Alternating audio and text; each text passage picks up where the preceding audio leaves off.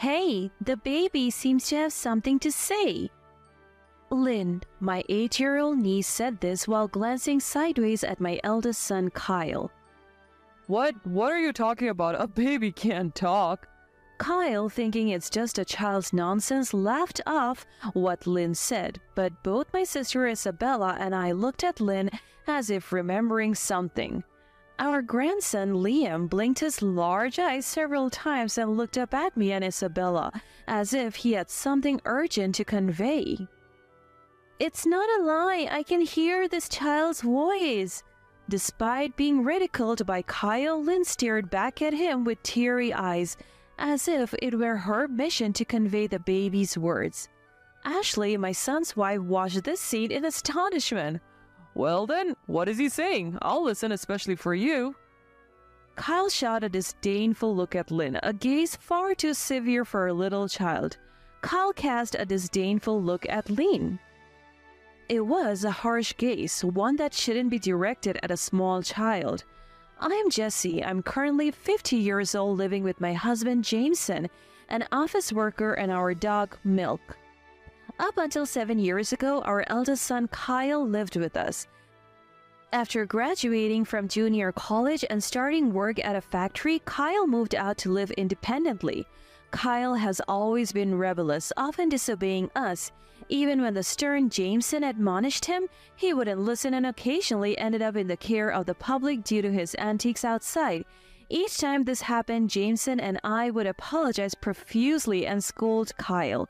However, it seemed neither upsetting others nor police warnings bothered Kyle. He repeatedly caused similar troubles. As a child, Kyle was like the young boss of the neighborhood, dominating his elementary school friends. It was somewhat cute back then, but as he grew up, his delinquent behavior escalated, causing injuries and inconveniences to others, leaving us, the Jamesons, at a loss for what to do. We even considered sending him to a rehabilitation center before he finished junior college. However, when he landed a job at a respectable company upon graduation, we were overjoyed, hoping he was finally turning into a responsible adult.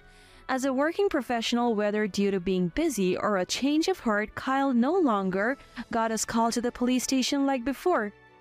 Living on his own, he seemed to have taken up household responsibilities, perhaps indicating a change for the better. Anyway, Jameson and I finally felt relieved from the sternest task of parenting. It was 2 years ago that Kyle brought home Ashley, saying he wanted to marry her. Kyle was 25 then. Although it seemed early for marriage by societal standards, we who never expected the once wayward Kyle to settle down properly were ecstatic about his announcement. This is Ashley, the woman I'm marrying. Picked her up around town. I was a bit concerned about Kyle referring to his future wife as this dude, but I didn't point it out since his poor choice of words wasn't new. Nice to meet you, Ashley. Ashley, the woman Kyle brought home, was slender, beautiful, had a modest demeanor that showed respect for Kyle, almost the epitome of a wife. I'm Kyle's mom, Jessie. Nice to meet you. Pleased to meet you too. Ashley greeted us quietly and reservedly. I wondered what Ashley saw in Kyle, but maybe he had impressive qualities that he didn't show us. We're planning to get married next month. Kyle reported this in a casual tone. His usual confidence didn't prompt any particular concern from Jameson or me. If they had decided together, there was no need for us to interfere. By the way, the other day at work, Kyle quickly wrapped up the marriage announcement and started talking casually about his work.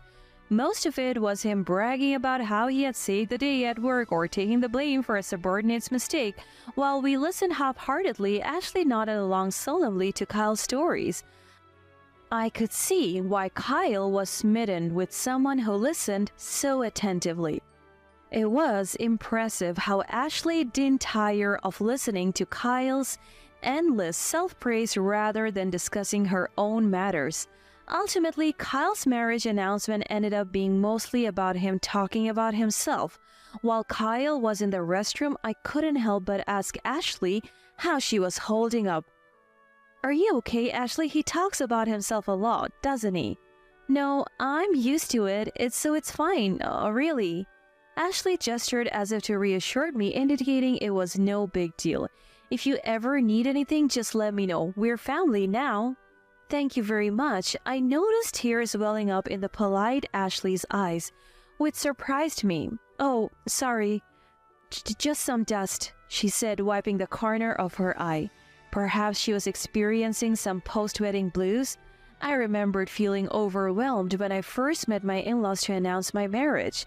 That day, I watched Ashley leave our house with a sense of nostalgia. To think Kyle would end up with such a wonderful wife, I can finally breathe easy. Indeed, it's been a long journey, but well done to us both. Jameson and I celebrated our shared memory of parenting Kyle, and we enjoyed some fine wine that night. We got a bit more tipsy than usual and headed to bed early. 2 years have passed since Kyle and Ashley got married, and earlier this year, they welcomed a baby boy. His name is Liam, and from the photos, he looks like a strong baby with features resembling Ashley's. However, Jameson and I haven't met Liam yet. Whenever I contact Kyle about meeting him, I've been really busy lately. Ashley doesn't want us to, so please stop asking.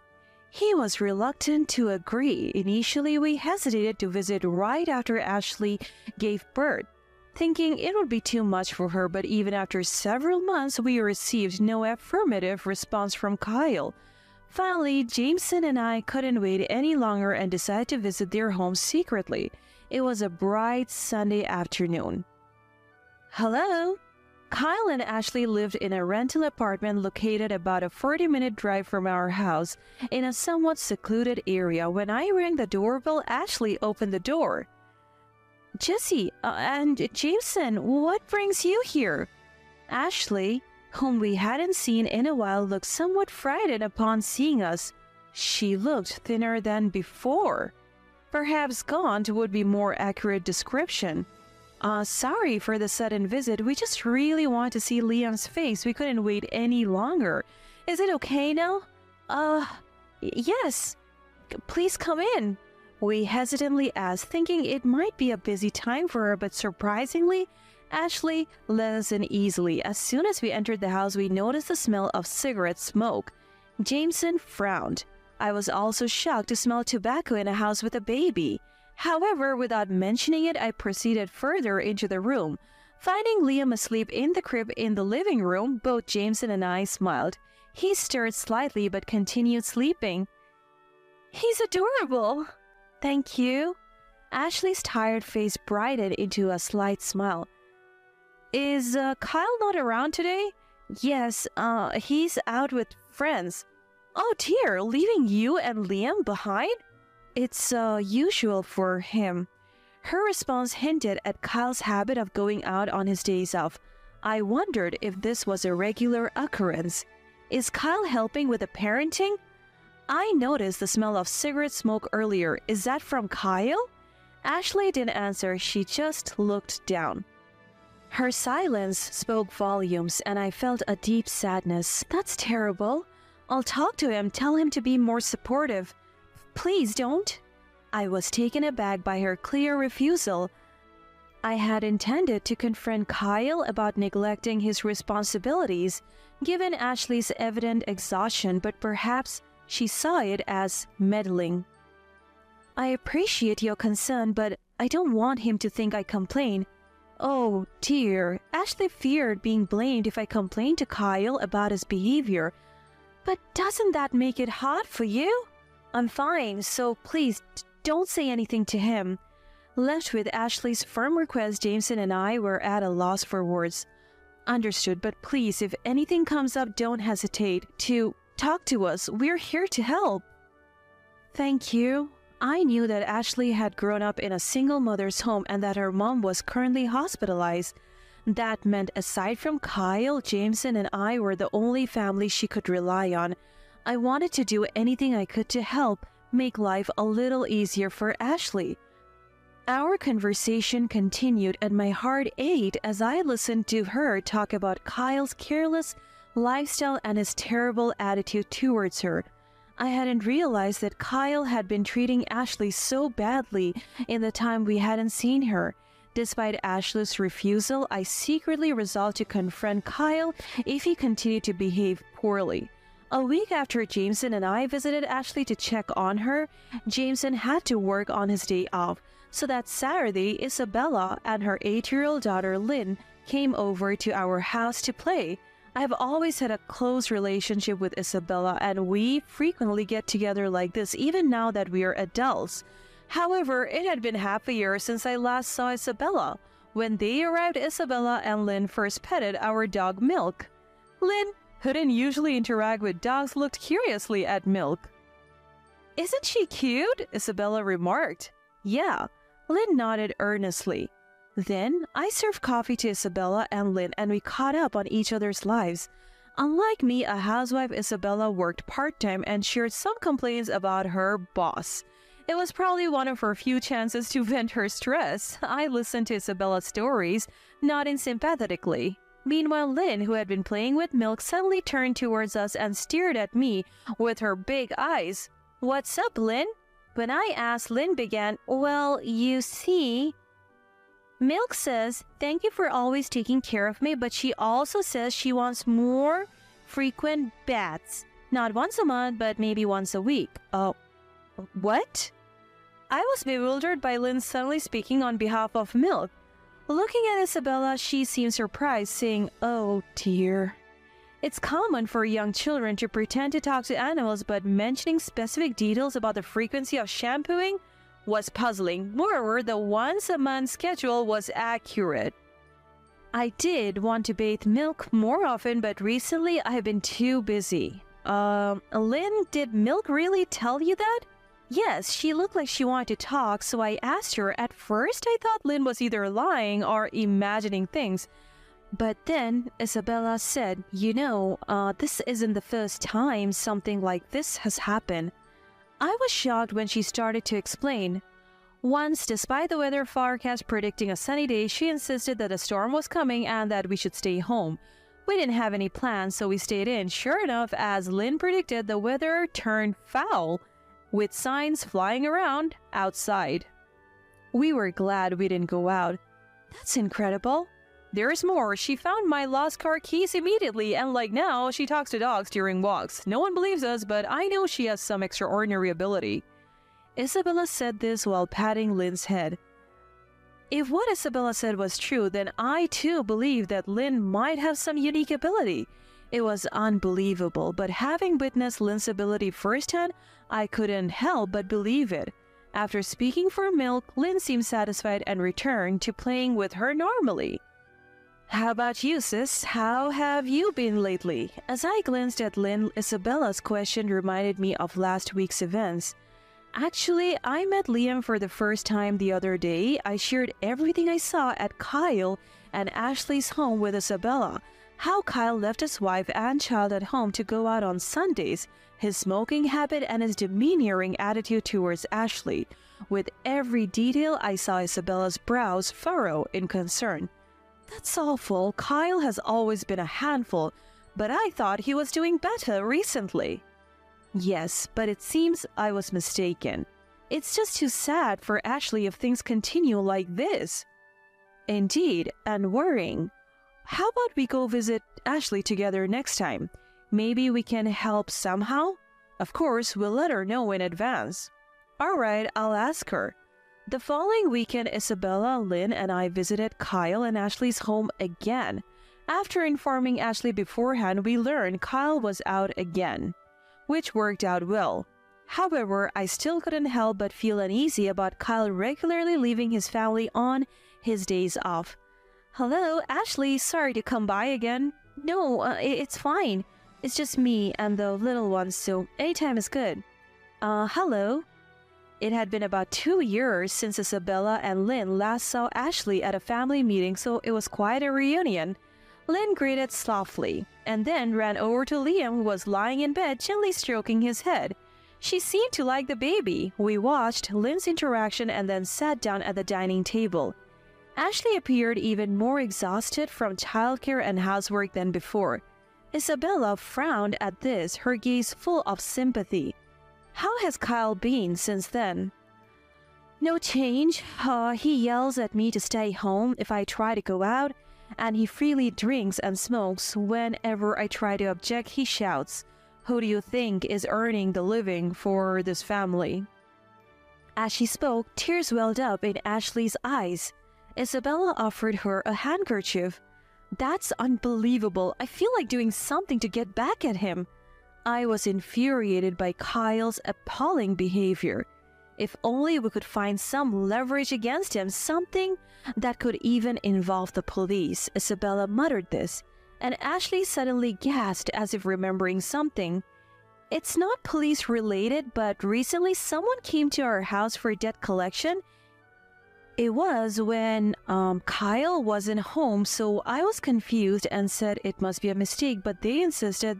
This is Kyle's house, right? What? That happened? Ashley, do you have any debts? No, I don't. The house is rented and there is no loan or anything like that. Isabella and I exchanged glances, puzzled about what this could mean. Could Kyle be incurring debts without Ashley's knowledge, unable to repay them? While doubts swirled in my mind, I was searching for words to respond. I lost again today. Just my luck. The sound of the front door being roughly opened, followed by Kyle's voice, made everyone's face freeze. What? Why is Mom here? Kyle, glaring at me, reminded me of his rebellious and delinquent days. I'm sorry for intruding like this. We were just worried about Ashley. Kyle was surprised to see not only me, but also his aunt Isabella and his cousin Lynn. Relieved to see only family members, he demanded Ashley bring him some alcohol. Ashley hurried to the kitchen. There's no more alcohol left. What? I don't care. It's the wife's job to replenish it when it runs out, right? I'm sorry. Ashley shrank under Kyle's arrogant demeanor like a king in his court. I couldn't help myself. Kyle, wait a minute. I shouted, but Kyle didn't even glance at me, just kept glaring at Ashley. I was searching for a way to discipline Kyle when Liam started crying in his crib. Ashley quickly looked up, about to go to Liam, but Kyle's fierce glare made her freeze in place. I exchanged glances with Isabella, trying to communicate silently for a solution. It was at that moment, it was then that Lynn, who had been watching Liam, spoke up. Hey, the baby seems to have something to say. Lynn said this while casting a sideways glance at Kyle. What? You kidding? Babies can't talk. Huh. Kyle, thinking it was just child's play, laughed out when Lynn said, but both Isabella and I looked at Lynn as if suddenly remembering something. Liam blinked his large eyes several times, looking at me and Isabella as if he had something urgent to say. It's not a lie, I can hear what he's saying. Even though Kyle ridiculed her, Lynn, with tears in her eyes, stared at him as if it was her mission to convey the baby's words. Ashley watched the scene in astonishment. Well then, what is he saying? I'll listen, especially for you. Kyle cast a disdainful look at Lynn. Such a gaze was certainly not appropriate for a small child. I watched tensely, waiting for Lynn to speak next. He says, Daddy is planning something bad. Mommy, don't be fooled. At Lynn's words, Kyle's shoulders slightly shook for a moment. Ashley looked shocked. Isabella and I quickly realized that Lynn was about to demonstrate her mysterious ability. Lynn, what do you mean? I urged Lynn to tell us more in detail. Lynn paused with an then continued.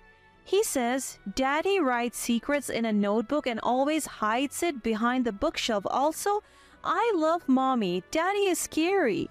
And he's crying.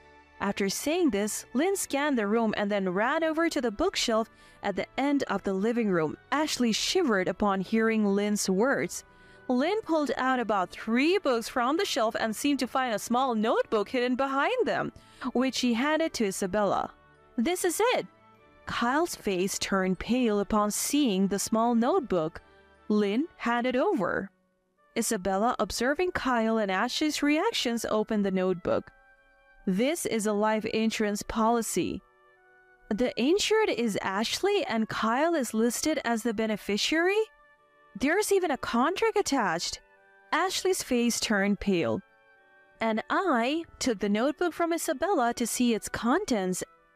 As Isabella had said, it detailed a life insurance policy for over $1 million on Ashley, along with a contract. I couldn't believe my eyes. Kyle, what is the meaning of this?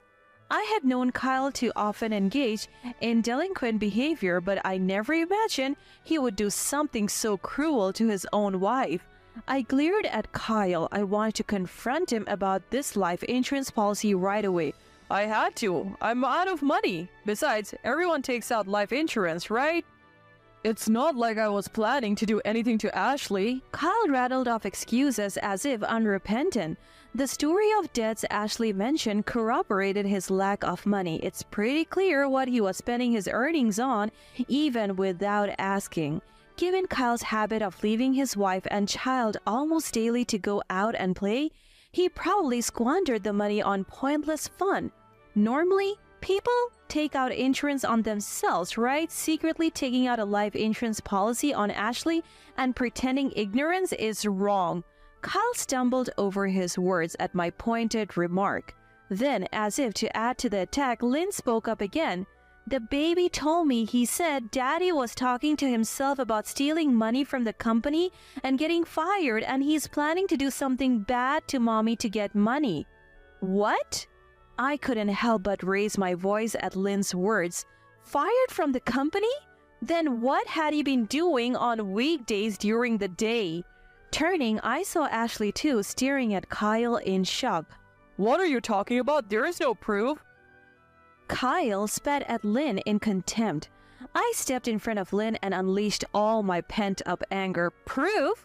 Lynn has just told you everything. She understands what babies see, and it's no coincidence she found this notebook. Everything Lynn says is true. You have seen the life insurance contract with your own eyes. Stop making excuses and apologize to Ashley. I scolded Kyle furiously, more than I ever had before. It pained me to know that my son could do something so terrible to his wife.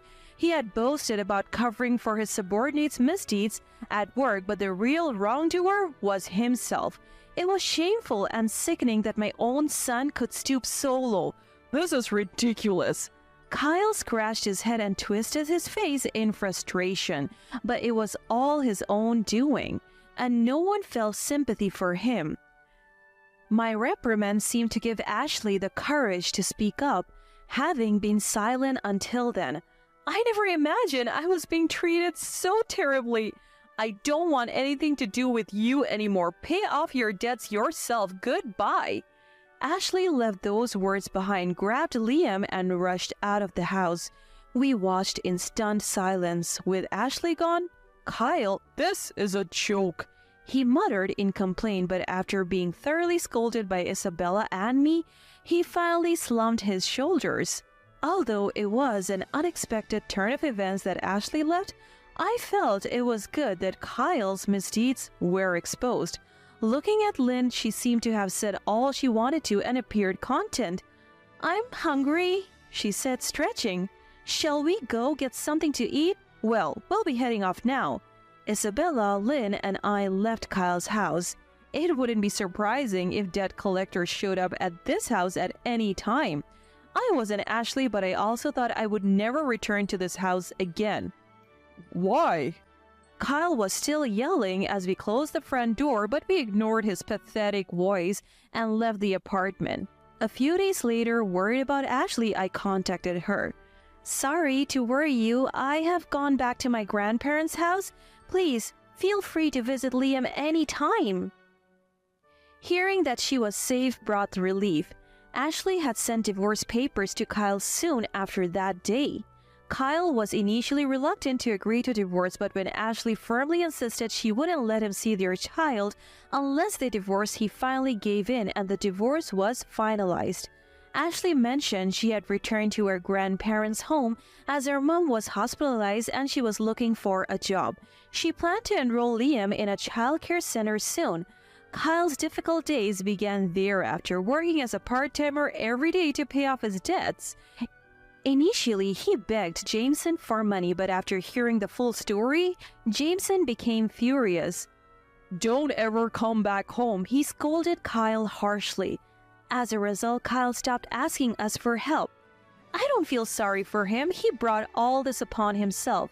As for me, just like Ashley suggested, I occasionally visit her grandparents' house to play with Liam. Despite the hardships Ashley endured because of Kyle, she and her family graciously welcomed us, including Isabella and Lynn, without any resentment. I can't help but respect Ashley and her family for their openness and kindness.